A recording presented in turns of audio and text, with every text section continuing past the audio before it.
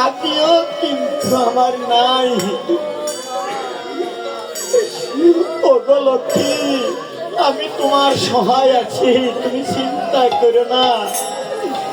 আমার মেয়ের মতোই তোমাকে আদর দিয়ে আমার ঘরে তুলে নেব।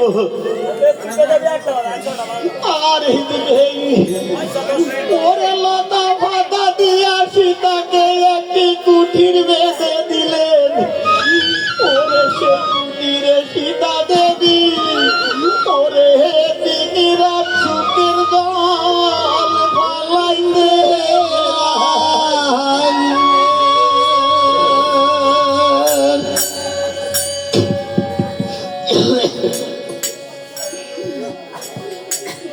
আর এইদিকে 10 মাস 10 দিন যখন পূর্ণ হইল, সীতা দেবী ওরে সীতা দেবী 2টি পুত্র প্রসব করিল।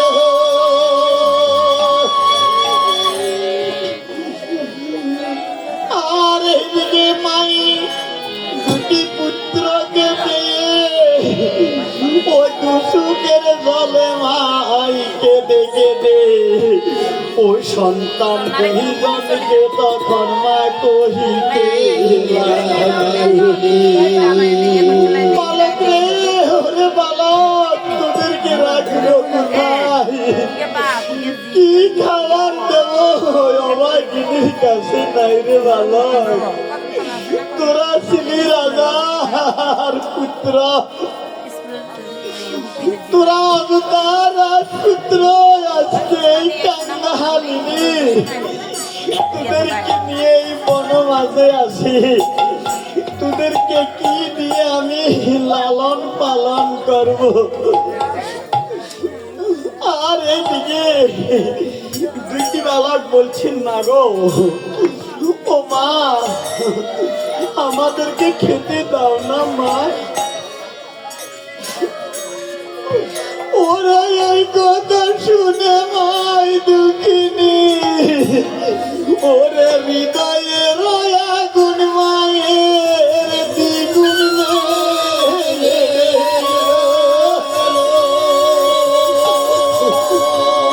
ওরে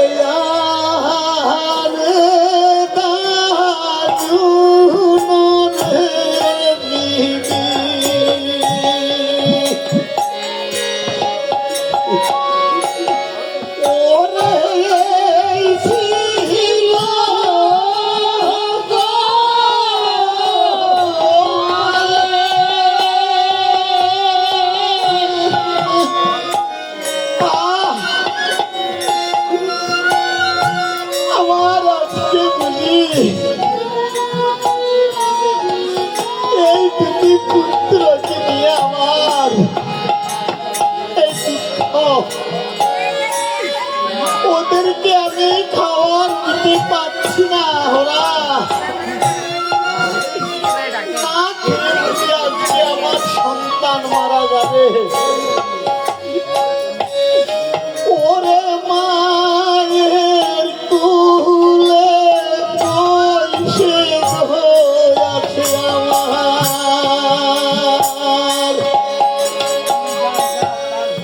লাভ করে ধুইতে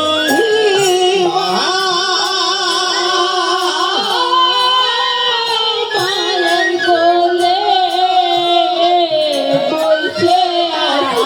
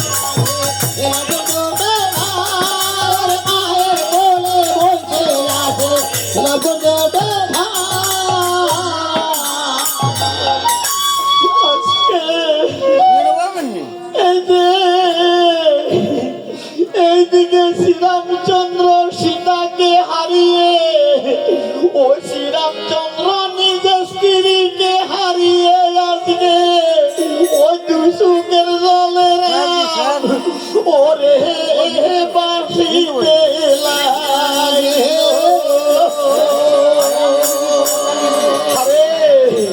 ওই আমি যে আমার স্ত্রীকে বনবাসে দিলাম, ওই আমার স্ত্রীকে বনবাসে দিয়ে রে, ওই আমি এখন আমি একা কিনে আসি। ওরে আমার জীবন কেমন সুখে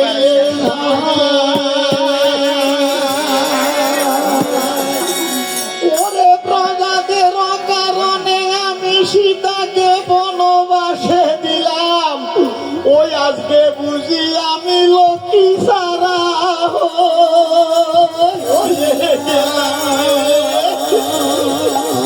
আরে ও লক্ষ্মী চলে গেল, আমি কার কাছে যাই, ওরে কার কাছে মনের দুঃখ আমি ওরে গোপনে যাই। ওরে এমন স্ত্রীর মতো পৃথিবীতে আর তো কেহ নাই, ওরে মনে দুঃখ স্বামী স্ত্রী ছাড়ায়া ওই অন্য কাউকে বলা যায় না।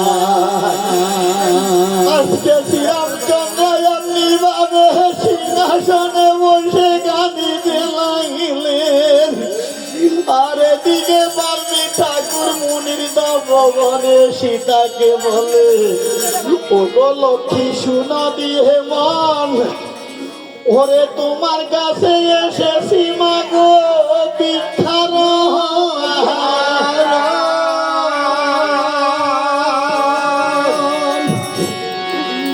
ওরে মুনিকে দেখিয়া হাসিতা কি কাজ ধরিলেন, ওরে মুনির শরণ তৈরে তখন প্রণাম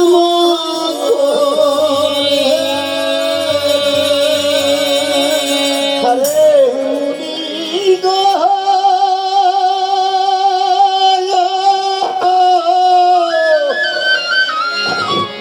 ও গো মুনি ঠাকুর আপনার চরণে